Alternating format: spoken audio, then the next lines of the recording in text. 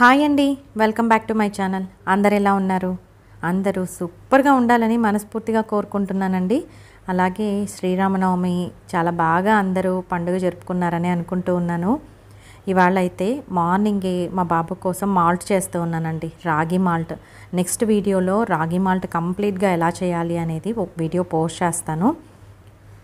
ఇప్పుడైతే రాగి మాల్ట్ ఎలా ప్రిపేర్ చేసుకోవాలో చూపిస్తూ ఉన్నానండి. జనరల్గా యూస్ చేసేవాళ్ళు రెండు రకాలుగా రాగి మాల్ట్ తాగుతూ ఉంటారు. ఒకటి ఏంటంటే పాలల్లో మరిగిచ్చి జావలాగా చేసుకుంటారు. ఇంకొకటి ఏంటంటే జస్ట్ ఇలాగా ఉడకపెట్టేసి రాగి పిండిని తర్వాత మజ్జిగలో కలుపుకొని తాగుతారండి. మా వైపు అయితే పాలల్లో ఇలాగా జావలాగా చేసుకొని తాగుతాము. నేను ఎలా ప్రిపేర్ చేస్తున్నానో చూపిస్తాను. డైలీ ఇలాగే మా బాబు కోసం ప్రిపేర్ చేస్తానండి. చాలా టేస్టీగా కూడా ఉంటుంది. మిల్క్ అవాయిడ్ చేయాలంటే మిల్క్ అవాయిడ్ చేసేసి కంప్లీట్ వాటర్లో కూడా ప్రిపేర్ చేసుకోవచ్చు. ఫస్ట్ అయితే కొంచెం వాటర్ వేస్తూ ఉన్నానండి. హాఫ్ గ్లాస్ వాటర్ వేస్తే హాఫ్ గ్లాస్ నేను పాలు వేస్తానన్నమాట. ఈ ప్రపోర్షన్స్లో చేస్తాను. కంప్లీట్గా పాలైనా కూడా మా బాబుకు నచ్చదు, అందుకనేసి ఇలా ప్రిపేర్ చేస్తూ ఉన్నాను. మీ ఇంట్రెస్ట్కి తగ్గట్టు ప్రిపేర్ చేసుకోవచ్చు. ఇలాగా ఫస్ట్ వాటర్ వేసి తర్వాత పాలు యాడ్ చేసిన తర్వాత కాస్త వేడెక్కిన తర్వాత మనము ఈ రాగి పొడి ఉంటుంది కదండి, దాన్ని వాటర్లో మిక్స్ చేసుకోవాలన్నమాట. మిక్స్ చేసే వేయాలి, అప్పుడైతేనే మనకి ఉండలు కట్టకుండా ఉంటుంది. అలా వేసి కలుపుతూనే ఉండాలండి, అప్పుడైతేనే మనకి ఉండలు కట్టకుండా నీట్గా వస్తుందన్నమాట రాగి మాల్ట్. ఇంకా మనకు కావాల్సిన కన్సిస్టెన్సీలో చేసుకోవచ్చు. ఒక బాయిల్ వచ్చేసిన తర్వాత మనం రాగి మాల్ట్ గ్లాస్లోకి తీసుకొని చల్లబరుచుకుంటే సరిపోతుందండి. ఇలా సింపుల్గా ప్రిపేర్ చేసుకోవచ్చు. ఈ మధ్య కాలంలో మిల్క్ ఎక్కువ అవాయిడ్ చేయాలి అనుకున్నప్పుడు డైరెక్ట్గా మనము వాటర్లో కూడా చేసుకోవచ్చు. నేను యాక్చువల్గా మార్నింగ్ అయితే ఒక గ్లాసు పాలు ఇచ్చేదాన్ని. ఇప్పుడు పాలు తగ్గించడం కోసం ఇలాగ రాగి మాల్ట్ ప్రిపేర్ చేస్తూ ఉన్నానండి. సాయంకాలం అయితే ఫ్రూట్ జ్యూసెస్ ప్రిపేర్ చేస్తూ ఉన్నాను. పాలు అయితే కంప్లీట్గా తగ్గించానని చెప్పాలి. ఆ తర్వాత ఇంకా పండుగ రోజు కోసము ఇలాగా మొత్తం అన్నీ కూడా వాష్ చేయించానండి మా మేడ్తో. అన్నీ కూడా పీతాంబరి ఇచ్చేస్తాను తనకి. పీతాంబరి పౌడర్ దొరుకుతుంది కదా, ఆ పౌడర్తోనే తను అన్నీ క్లీన్ చేసేస్తుంది. ఎస్పెషల్లీ మనకి ఇత్తడి వస్తువులు ఉంటాయి కదా, ఈ బ్రాస్ ఐటమ్స్ అన్నీ కూడా మనకి పీతాంబరితో చాలా బాగా పోతాయండి. అంటే బాగా మెరుస్తాయి అన్నమాట, కొత్త వాటిలాగా అవుతాయి. వాటి మీద నార్మల్గా కొద్ది రోజులు అయిన తర్వాత చిన్న చిన్న మరకలు ఏర్పడుతూ ఉంటాయి కదా, అవన్నీ కూడా పోతాయి, కొత్త వాటిలాగా మెరుస్తూ ఉంటాయి. నేనైతే ఇదే యూస్ చేస్తానండి బ్రాస్ ఐటమ్స్కి అన్నిటికీ కూడా. నా దగ్గర ఉన్న ఆల్మోస్ట్ అన్ని బ్రాస్ ఐటమ్స్ కూడా అగ్రోమెక్ కుకట్పల్లిలో తీసుకున్నానండి. కొన్ని అయితే సనత్ నగర్లో తీసుకున్నాను, 1-2 సనత్ నగర్లో తీసుకున్నాను, మిగతావన్నీ కుకట్పల్లినే తీసుకున్నాను. ఆ తర్వాత ఈ కామాక్షి దీపం నేను వసంత్ నగర్లో తీసుకున్నానండి. వసంత్ నగర్ కాదు, వనస్థలిపురంలో. అక్కడ Sunitha home decor brass items తనది ఒక యూట్యూబ్ ఛానల్ కూడా ఉంది కదా, ఆ షాప్లో తీసుకున్నాను. ఈ ప్లేట్ అయితే మన అగ్రోమెక్ కుకట్పల్లిలో తీసుకున్నాను. చాలా బాగుంటాయండి. ఇంతకుముందు నా వీడియోస్లో కూడా ప్రీవియస్ వీడియోస్ చూసి కమెంట్ చేస్తూ ఉంటారు, ఎక్కడ బాగుంటాయండి బ్రాస్ ఐటమ్స్ అయితే అనేసి.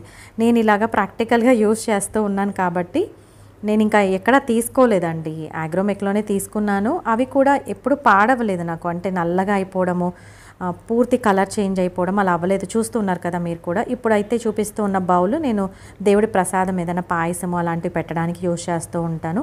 ఇవన్నీ బోలెడన్నిసార్లు వాష్ చేశానండి. ఇలాగే ఉన్నాయన్నమాట, కొత్త వాటిలాగే ఉన్నాయి, అందుకని చెప్తూ ఉంటాను. అగ్రోమెక్ కుకట్పల్లిలో బ్రాస్ ఐటమ్స్, అలాగే అగ్రోమెక్ సనత్ నగర్లో కూడా అంతే, బోల్డ్ అంత స్టాక్ ఉంటుందండి. బ్రాస్ ఐటమ్స్ చాలా బాగుంటాయి వాళ్ళ దగ్గర, ఒకసారి వెళ్తే చూడండి. బోలెడన్ని దేవతా విగ్రహాలు కూడా ఉంటాయండి, చిన్న సైజు నుంచి పెద్ద సైజు వరకు ఉంటాయి. మీరు వెళ్ళి చూస్తే మీకు అర్థమవుతుంది. నా దగ్గర చిన్న చిన్న దేవతా విగ్రహాలు ఉన్నాయి కదా, అవైతే మా అమ్మ తెచ్చారనమాట టూర్కి అలా వెళ్ళినప్పుడు. దీపాలు, ప్లేట్స్, ఇవన్నీ కప్స్ ఇవన్నీ కూడా నేను ఇక్కడ అగ్రోమెక్లో తీసుకున్నాను. ఇప్పుడు చూపిస్తూ ఉన్నాను కదా, ఇది జర్మన్ సిల్వర్ది ప్లేట్ అండి, చిన్నది. యాక్చువల్గా ఇది కలర్ పోవట్లేదు, ఎన్నిసార్లు వాష్ చేసినా కూడా అలాగే ఉంటుంది. బట్ ఏంటంటే కొద్ది రోజులు అయ్యేసరికి కొంచెం బ్లాక్గా అవుతుంది, తర్వాత మళ్ళీ వాష్ చేసుకుంటే నార్మల్గా అయిపోతుంది. నా దగ్గర ఉన్న జర్మన్ సిల్వర్ ప్లేట్ మాత్రం బాగుందండి. ఎవరైనా తీసుకోవాలంటే ఫస్ట్ చిన్న ఐటమ్స్ తీసుకొని ట్రై చేయండి, బాగుంది అనుకుంటే మళ్ళీ పెద్ద ఐటమ్స్ తీసుకోవచ్చు. ఆ తర్వాత ప్రీవియస్ వీడియోస్లో చూపించాను కదా, లాస్ట్ వీడియోలో రాగి దోశ కోసం బ్యాటర్ ఎలా ప్రిపేర్ చేసుకోవాలి అనేసి బ్యాటర్ అయితే ప్రిపేర్ చేసుకున్నానండి. ఎండాకాలం కదా, కొంత టైం బయట పెడితే చాలు ఫర్మెంట్ అయిపోతూ ఉంది. ఇంకా ఎక్కువసేపు పెడితే పుల్లగా కూడా అయిపోతుంది. అందుకనేసి 1 నైట్ కంప్లీట్గా అవసరం లేదండి, 4 అవర్స్ సరిపోతుంది మనకి హైదరాబాద్ టెంపరేచర్కి అయితే. ఇప్పుడైతే ఆనియన్ చట్నీ కూడా చేసుకున్నానండి మార్నింగ్ బ్రేక్ఫాస్ట్ కోసము. ఇదంతా కూడా పండగ వీడియో. అలాగే వేరుశనక్కాయ పచ్చడి చేశాను, బట్ కంప్లీట్గా వేరుశనక్కాయ కాకుండా కొంచెం సొరకాయ యాడ్ చేశానండి. సొరకాయ కూడా వేపి వేశాను. ఎక్కువ పల్లీలు వాడకూడదు అని ఇలా వెజిటబుల్స్ కొన్ని యాడ్ చేస్తూ ఈ మధ్యకాలంలో ఇలాగా చట్నీలు ప్రిపేర్ చేసుకుంటూ ఉన్నాను. దోశకు కానీ ఇడ్లీకి కానీ. అంటే ఇంకా మా బాబుకి చెప్పట్లేదన్నమాట, పూర్తిగా పల్లీల చట్నీ అనే చెప్తూ ఉన్నాను. బట్ స్మెల్, ఆ ఫ్లేవర్ అంతా కూడా మనకి పల్లీల చట్నీ లాగే ఉంటుంది. కొంచెం పల్లీలు యాడ్ చేస్తాం కదా, అందుకోసం. సో అలా చెప్తే మళ్ళీ పిల్లలు తినరు కాబట్టి మనం ఇలా ప్రిపేర్ చేసేసి వాళ్ళకి పెట్టేయచ్చు హ్యాపీగా. ఆ తర్వాత ఇంకా దోశ వేస్తూ ఉన్నానండి. రాగి దోశలు ఎక్స్పెషల్లీ చాలా చాలా టేస్టీగా ఉంటాయి, అలా కరిగిపోతాయి అన్నమాట. చాలా ఫాస్ట్గా కూడా మనకి డైజెషన్ కూడా అవుతుంది అనిపిస్తుందండి నాకు. ఎందుకంటే చాలా పల్చగా వస్తాయి దోశలు. 3 దోశలు తిన్నా కూడా మనకి ఇంకా తినాలనిపిస్తూ ఉంటుంది. ఫాస్ట్గా ఆకలి కూడా వేస్తూ ఉందండి. మరి మేబీ తెలియదు, కానీ నాకు ఈ దోశలు అయితే చాలా బాగున్నాయి నాకైతే. ఈ మధ్యకాలంలో ఎక్కువగా ఇంకా వైట్ దోశలు అంటే మా ఇంట్లో ఎవరు ఇష్టపడట్లేదు. ఇలాగా మిల్లెట్ దోశలే వేస్తూ ఉన్నానండి. ఒకసారి రాగులు వేసానంటే ఇంకోసారి క్వినోవా, కొర్రలు అలా వేసి చేస్తూ ఉన్నాను. బ్రౌన్ రైస్ అయితే కంపల్సరీ 1 గ్లాస్ యాడ్ చేస్తాను. ఇలాగా ఆనియన్ చట్నీ మా వైపు, రాయలసీమ వైపు చాలా ఫేమస్ అండి. జస్ట్ ఆనియన్స్, కొంచెం కారం పొడి, అలాగే సాల్ట్ వేసి గ్రైండ్ చేయడమే, అంతే సింపుల్. వెల్లుల్లిపాయ కావాలంటే వేసుకోవచ్చు, చింతపండు కూడా వేసుకోవచ్చు. నేను అవేం వేయను. చాలా చాలా టేస్టీగా ఉంటుందన్నమాట. నెయ్యి వేసుకొని దోశలు వేసామంటే అద్భుతంగా ఉంటాయండి. ఇంక ఇవాళ పండగ రోజు, బట్ టిఫిన్ అయితే ప్రిపేర్ చేస్తూ ఉన్నాను. పండగ పూజ కొంచెం లేట్గా చేసుకున్నానండి. ఇంకా పిల్లలకి ఆకలిస్తుంది కదా, ఎక్కువసేపు ఉండలేరు. అందుకనేసి ఇలాగ టిఫిన్ అయితే ప్రిపేర్ చేశాను. మేము కూడా టిఫిన్ తిన్నామండి. ఎందుకంటే ఎండాకాలము టిఫిన్ బ్రేక్ఫాస్ట్ చేయకపోతే నీరసంగా అనిపిస్తూ ఉంది. అందుకనేసి బ్రేక్ఫాస్ట్ చేశాము. ఇలాగా పూజ కోసం నేనైతే వడపప్పు, పానకము, తర్వాత ఉగాది పచ్చడి కూడా చేశానండి. అంటే వేపపూత వేయలేదు, కానీ యాజ్ డేస్ అలాగే ప్రిపేర్ చేశాను. ఎందుకంటే మా బాబుకి చాలా ఇష్టం. అందుకనేసి ఇవన్నీ ప్రిపేర్ చేసి దేవుడికి పెట్టాను. పూజ అయితే చాలా బాగా చేసుకున్నానండి. సింపుల్గానే చేసుకుంటాను, పెద్ద ఆర్భాటంగా ఏం చేయను, కానీ మనస్ఫూర్తిగా హ్యాపీగా అయితే పెద్ద వంటకాలు కూడా ఏమీ చేయలేదండి. సింపుల్గా ప్రిపేర్ చేసుకున్నాను. స్వామివారికి 2 శ్లోకాలు చెప్పుకొని పూజ చేసుకున్నాను. ఇంట్లో ఇంకా మా వారు కూడా ఇవాళ వర్క్ ఫ్రమ్ హోమ్ కాబట్టి అందరం ఇంట్లో ఉన్నాం కాబట్టి నాకు చాలా చాలా హ్యాపీగా నడిచిందని చెప్పాలి. పండుగ చాలా చాలా బాగా జరుపుకున్నాను అనిపించిందండి. ఇలాగా పానకం కూడా అసలు చాలా టేస్టీగా వచ్చింది. విస్మయి ఫుడ్ ఛానల్లో చూస్ చేశాను. ఎంత బాగుందో పానకం కూడా నాకు బాగా నచ్చింది. ఇంకా వడపప్పులోకి కొంచెం ఏం లేదండి, పెసరపప్పు నానేసాను కదా, అందులో కొంచెం క్యారెట్ వేశాను, అలాగే దోసకాయ తురుము వేశాను, కొంచెం పచ్చిమిర్చి చిన్న కట్ చేసి వేసి లైట్గా సాల్ట్ అండ్ పెప్పర్ వేశానండి. ఇలా చేస్తే మా ఇంట్లో ఇష్టం, అందుకని అలా ప్రిపేర్ చేశాను. మీరందరూ పండుగ ఎలా సెలబ్రేట్ చేసుకున్నారండి? స్వీట్ అయితే ఏం చేయలేదు, ఎవరికి తినాలని లేదు. సో జస్ట్ సింపుల్ ప్రసాదం చేసి స్వామికి పెట్టేశాను. ఆ తర్వాత మధ్యాహ్నం కోసము కొంచెం మామిడికాయ వేసి పప్పు చేసుకున్నానండి. తర్వాత ఇంకా మా బాబు బజ్జీలు అడుగుతుంటే బజ్జీలు ప్రిపేర్ చేశాను. ఇంకా బజ్జీలు అయితే పిల్లలు ఇంకా హాలిడేస్ కదండి, ఏదో ఒకటి చిన్న చిన్నవి చేస్తూ ఉంటే వాళ్ళకు కూడా బాగుంటుంది. బయట తెచ్చుకోవడానికైతే నేను ఒప్పుకోవట్లేదు, అందుకనేసి ఇంక ఇంట్లోనే బజ్జీలు ప్రిపేర్ చేశాను. ఇవాళ మా లంచ్ అయితే చాలా సింపుల్ అండి. ఇలాగా ఆ షెల్ఫ్ని కొంచెం జరిపి ఇలా అరేంజ్ చేశాను కిచెన్లో. అప్పుడప్పుడు కొంచెం చిన్న చిన్న చేంజెస్ చేస్తూ ఉంటానండి, కొంచెం ఇంట్రెస్టింగ్గా అనిపిస్తుంది నాకైతే. లేకపోతే కొంచెం చిరాగ్గా అనిపించినప్పుడు ఎస్పెషల్లీ వస్తువులు అటు నుంచి ఇటు, ఇటు నుంచి అటు మారుస్తూ ఉంటాను. నాకు చాలా నచ్చుతుంది అలా చేయడము. ఆ తర్వాత ఇంకా బజ్జీలు ఒక 2 వాయిలు వేసామన్నమాట. అసలు మిర్చి అయితే కారమే లేదు, బజ్జీలు కూడా చాలా బాగున్నాయి, అసలు ఆయిల్ పీల్చలేదండి. నేను ఇప్పుడు బజ్జీలు చేసిన ఆయిల్ అయితే కోల్డ్ ప్రెస్ ఆయిలే యూస్ చేస్తూ ఉన్నాను. అది సన్ఫ్లవర్ ఆయిల్ అండి ఇప్పుడు యూస్ చేసింది. నార్మల్గా అయితే నువ్వుల నూనె ఒకసారి, నువ్వుల నూనె సన్ఫ్లవర్ ఆయిల్, లేకపోతే నువ్వుల నూనె పల్లీల నూనె అలా తెప్పించుకుంటాను.